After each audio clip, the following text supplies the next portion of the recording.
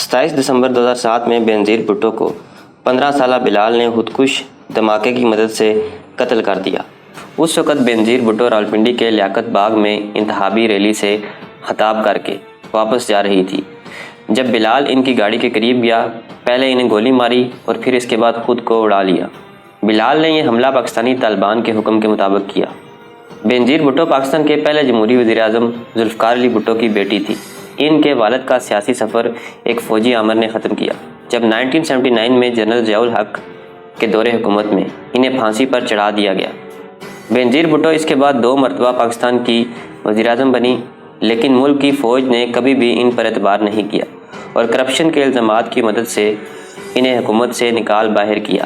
اپنی موت کے وقت بینظیر بھٹو تیسری مرتبہ وزیر اعظم بننے کے لیے انتخابی مہم چلا رہی تھی۔ بینظیر بھٹو کی موت کے بعد پاکستان میں بڑے پیمانے پر بدامنی پھیل گئی۔ ان کے چاہنے والوں نے سڑکوں پر جلاؤ گراؤ اور پتھراؤ کیا اور ملک کے خلاف نعرے بازی کی۔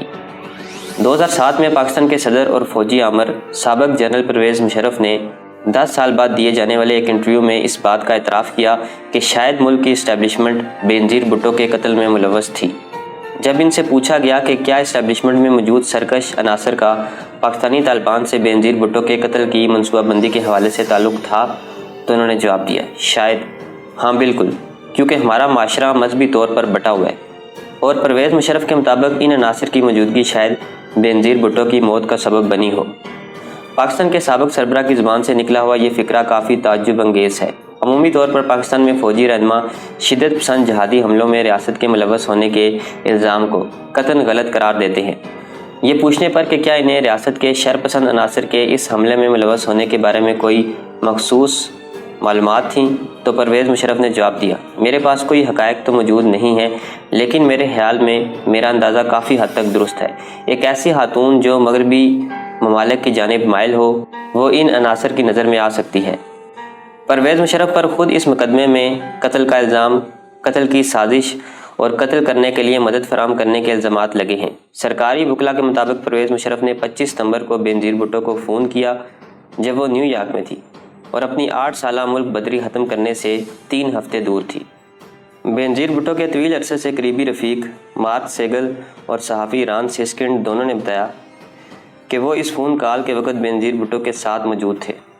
مارک سیگل کہتے ہیں کہ فون کال ختم ہونے کے فوراً بعد بینظیر بھٹو نے کہا، اس نے مجھے دھمکی دی ہے، اس نے کہا واپس مت آؤ، اس نے مجھے خبردار کیا کہ واپس مت آنا، اس نے کہا کہ میرے واپس آنے کے بعد اگر مجھے کچھ ہوا تو وہ اس کا ذمہ دار نہیں ہوگا، اور مزید کہا کہ میری زندگی کی سلامتی اور سیکیورٹی پرویز مشرف سے میرے تعلق پر منحصر ہے۔ دوسری جانب پرویز مشرف سختی سے ایسی کسی بھی کال کرنے کی تردید کرتے ہیں اور کہتے ہیں کہ انہوں نے بینظیر بھٹو کے قتل کے اقدامات جاری نہیں کیے۔ بی بی سی سے گفتگو کرتے ہوئے انہوں نے کہا، سچی بات تو یہ ہے کہ میں اس پر ہنستا ہوں، میں کیوں کروں گا اسے قتل۔ دوسری جانب بینظیر بھٹو کے صاحبزادے اور سیاسی وارث بلاول بھٹو پرویز مشرف کی صفائی کی مکمل تردید کرتے ہیں۔ پرویز مشرف نے ساری صورتحال سے فائدہ اٹھاتے ہوئے میری والدہ کو قتل کروایا، انہوں نے جان بوجھ کر میری والدہ کی سیکیورٹی کو کمزور کیا تاکہ وہ قتل ہو جائیں اور منظر سے ہٹ جائیں۔ بینظیر بھٹو کے قتل کے چند ہفتوں بعد 5 ملزمان نے 15 سالہ بلال کی القاعدہ اور طالبان کے کہنے پر مدد کرنے کا اعتراف کیا۔ حراست میں لیے جانے والے پہلے شخص اعتزاز شاہ کو پاکستانی طالبان نے کہا تھا کہ وہ بینظیر بھٹو کو قتل کرنے کے لیے خودکش بمبار منتخب ہوا ہے، لیکن اسے متبادل بمبار کی حیثیت پر منتقل کر دیا گیا تھا، جو اس وقت سامنے آتا اگر پہلی کوشش ناکام ہو جاتی، اور اس بات پر وہ خفا بھی ہوا۔ اس کے علاوہ 2 اور افراد رشید احمد اور شیر زمان نے اعتراف کیا کہ وہ اس سازش میں درمیانے درجے کے منظمین اور ان کے علاوہ راولپنڈی سے تعلق رکھنے والے 2 رشتہ دار حسنین گل اور رفاقت حسین نے حکام کو بتایا کہ انہوں نے بینظیر بھٹو کو قتل کرنے سے 1 رات قبل بلال کو رہائش فراہم کی تھی۔ گو کہ یہ تمام اعترافی بیانات بعد میں واپس لے لیے گئے تھے۔ حسنین گل نے پولیس کو اس اپارٹمنٹ میں مزید شواہد دکھائے تھے جہاں بلال نے رات گزاری تھی۔ بلال کے جسم سے ملنے والے ڈی این اے اور اس اپارٹمنٹ سے ملنے والے ڈی این اے کو بعد میں امریکی لیب میں تصدیق کے لیے بھیجا گیا، جہاں وہ آپس میں برابر کا جوڑ ثابت ہوئے۔ پاکستان میں یہ عام بات ہے کہ لوگ بینظیر بھٹو کے قتل کا قصوروار ان کے شوہر آصف علی زرداری کو ٹھہراتے ہیں۔ یہ الزام لگنے کی وجہ یہ ہے کہ بینظیر بھٹو کے قتل کا سب سے زیادہ فائدہ انہیں ہوا کیونکہ وہ ملک کے صدر بن گئے تھے، لیکن ان الزامات لگانے والوں نے آج تک ایسے کوئی بھی قابل قبول ثبوت پیش نہیں کیے جو آصف علی زرداری کا ان کی بیوی کے قتل میں ملوث ہونے کے الزام کو ثابت کر سکے۔ آصف علی زرداری نے خود بھی ان الزامات کی سختی سے تردید کی ہے اور ان کے بارے میں کہتے ہیں کہ وہ چپ رہیں۔ آصف علی زرداری پر ایک اور الزام یہ بھی ہے کہ انہوں نے اپنے دور صدارت میں مکمل طاقت رکھنے کے باوجود اپنی بیوی کے قاتلوں کی تلاش نہیں کی۔ متعدد خفیہ دستاویز جو بی بی سی نے حاصل کی ہیں، ان کے مطابق یہ ظاہر ہوتا ہے کہ پولیس کی جانب سے کی گئی تفتیش اتنی خراب طریقے سے کی گئی تھی کہ ایسا لگتا تھا کہ پولیس والے نچلے درجے کے کارکنان کی گرفتاری کے بعد اصل سرگنا یا ان کے گروہ کو ڈھونڈنا ہی نہیں چاہتے تھے۔ پولیس کی اس حملے میں تفتیش اتنی نیم دلی سے کی گئی تھی کہ خودکش بمباروں کی کبھی بھی شناخت نہ ہو سکی۔ اس تفتیش کے سربراہ سعود مرزا نے کہا تھا کہ ایک شخص کی انہوں نے اس کے چہرے کے مخصوص نقوش سے شناخت کی تھی کہ وہ کراچی میں رہائش پذیر افریقی برادری سے تعلق رکھتا ہے۔ خودکش بمباروں کی شناخت کے حصول میں یہ اہم اطلاع کبھی بھی عام عوام کے سامنے پیش نہیں کی گئی۔ سابق صدر آصف علی زرداری پولیس پر کی جانے والی تنقید کے جواب میں کہتے ہیں کہ انہوں نے اسکاٹ لینڈ یارڈ سے اپنی بیوی کے قتل کی تفتیش کی مدد لی تھی اور ساتھ ساتھ اقوام متحدہ سے تفتیشی کمیشن بھی بنوایا تھا جس نے بینظیر بھٹو کے قتل اور اس سے پہلے کے حالات اور عوامل کا جائزہ لیا تھا۔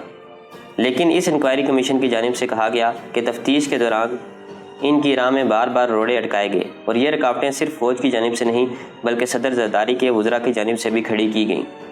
انکوائری کمیشن کے سربراہ ہیرالڈو منوز نے بتایا، اسٹیبلشمنٹ سے تعلق رکھنے والے بہت سے افراد تھے جن سے ہمیں انٹرویو کرنا تھا لیکن انہوں نے انکار کر دیا۔ ہیرالڈو منوز کہتے ہیں کہ منع کرنے والوں میں فوجی اہلکار اور سیاستدان دونوں شامل تھے۔ انہوں نے مزید بتایا کہ تفتیش میں پیش قدمی ہونے کے باوجود حکومت کی جانب سے ان کو فراہم کیا ہوا حفاظتی مکان بھی واپس لے لیا گیا اور ان کی حفاظت پر مامور سیکیورٹی اہلکاروں کو بھی ڈیوٹی سے ہٹا دیا گیا۔ اس بات میں قطعی طور پر کوئی شک نہیں کہ بینظیر بھٹو کے قتل کے عوامل ڈھونڈنے کے عمل کو روکا گیا ہے۔ بی بی سی کی جانب سے کی گئی تفتیش سے یہ ثبوت ملا ہے کہ وہ دو افراد جنہوں نے بلال کو بینظیر بھٹو تک پہنچنے میں مدد کی تھی، انہیں 15 جنوری 2008 کو ایک فوجی چوکی پر مار دیا گیا۔ زرداری حکومت کے ایک اعلیٰ عہدیدار نے بی بی سی کو نام نہ بتانے کی شرط پر کہا کہ وہ سمجھتے ہیں کہ ان دونوں کا قتل انکاؤنٹر تھا۔ نادر اور نصر اللہ طالبان کے حامی حقانی نیٹ ورک کے مدرسے میں طلباء تھے۔ اس مدرسے سے تعلق رکھنے والے اور سازشی بھی ہلاک کیے جا چکے ہیں۔ بی بی سی نے اس تفتیش سے متعلق ایک نہایت جامع پریزنٹیشن حاصل کی جو کہ سندھ حکومت میں پیش کی گئی تھی۔ اس کے مطابق حقانی مدرسے کے سابق طلباء اور بم بنانے کے ماہر عبد الرحمن نے بلال کو خودکش جیکٹ فراہم کی تھی جس کی مدد سے بینظیر بھٹو کو قتل کیا گیا۔ عبد الرحمن کو پاکستان کے قبائلی علاقے میں 13 مئی 2010 کو قتل کر دیا گیا تھا۔ اس کے علاوہ عبداللہ بھی تھے جو اس پریزنٹیشن کے مطابق خودکش جیکٹ کو حملے سے پہلے راولپنڈی تک پہنچانے کے ذمہ دار تھے۔ وہ محمد ایجنسی میں 31 مئی 2008 کو ہونے والے ایک دھماکے میں ہلاک ہو گئے۔ بینظیر بھٹو قتل کیس سے منسلک اموات میں سے ایک انتہائی اہم موت خالد شہنشاہ کی تھی جو کہ سابق وزیراعظم کے سیکیورٹی گارڈز میں سے ایک تھے۔ خالد شہنشاہ بینظیر بھٹو پر ہونے والے حملے کے دن ان سے محض چند فٹ کے فاصلے پر تھے جب وہ راولپنڈی کے لیاقت باغ میں اپنی تقریر ختم کر رہی تھی۔ اس دن کی ملنے والی ویڈیو فوٹیج میں دیکھا جا سکتا ہے کہ خالد شہنشاہ نے کچھ عجیب و غریب حرکات کی تھی جن کا کوئی جواز نہیں تھا اور نہ ہی کسی نے ان کی تسلی بخش وضاحت کی ہے۔ اس فوٹیج میں دیکھا جا سکتا ہے کہ خالد شہنشاہ کا سر تو اپنی جگہ ساکن تھا لیکن انہوں نے اپنی آنکھیں بینظیر بھٹو کی جانب اٹھائیں اور ساتھ ساتھ اپنی انگلیوں سے گلا کاٹنے کا اشارہ بنایا۔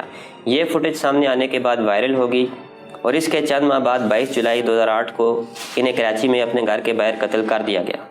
دوسرے اہم ہلاک ہونے والے شخص تفتیش پر مامور سرکاری وکیل چودھری ذوالفقار تھے۔ ان کی ساکھ بحیثیت نہایت قابل اور مستقل مزاج وکیل کے طور پر تھی اور انہوں نے اپنے دوستوں کو بتایا کہ وہ بینظیر بھٹو کے قتل کیس میں کافی پیش قدمی حاصل کرنے میں کامیاب ہو رہے ہیں۔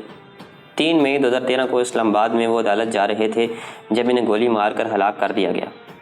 اور تیسرا شخص وہ ہے جس کے بارے میں کہا جاتا ہے کہ اسے مار دیا ہے لیکن وہ در حقیقت ابھی زندہ ہے۔ مبینہ سازشیوں نے اپنے اعترافی بیان میں کہا تھا کہ بینظیر بھٹو پر حملے والے دن ایک اور خودکش بمبار اکرام اللہ بلال کے ہمراہ تھا۔ کیونکہ بلال اپنے مقصد میں کامیاب ہو گیا تو اکرام اللہ کی ضرورت نہیں پیش آئی اور وہ وہاں سے چلا گیا۔ سالوں تک پاکستانی حکام کہتے رہے کہ اکرام اللہ کو ڈرون حملے میں ہلاک کیا جا چکا ہے۔ 2017 میں مرکزی پراسیکیوٹر محمد اظہر چودھری نے BBC کو بتایا کہ پاکستانی تفتیشی اداروں کی جانب سے جمع کیے گئے شواہد کی روشنی میں یہ ثابت ہوتا ہے کہ اکرام اللہ زندہ نہیں ہے۔ لیکن اگست 2017 میں پاکستانی حکام نے 28 صفحات پر مبنی ایک فہرست جاری کی جس میں ملک کے سب سے زیادہ مطلوب دہشت گردوں کا نام درج تھا۔ اس فہرست میں 9ویں نمبر پر درج نام جنوبی وزیرستان کے رہائشی اکرام اللہ کا تھا، اور ان کے نام کے آگے درج تھا کہ وہ بینظیر بھٹو کے قتل میں ملوث ہے۔ بہرحال بینظیر بھٹو کو کس نے قتل کیا، اس کا فیصلہ آپ خود کر سکتے ہیں۔ یہ تھی میری آج کی ویڈیو پسند آئے تو چینل کو سبسکرائب کریں۔ ملتے ہیں اگلی ویڈیو میں۔ اللہ حافظ۔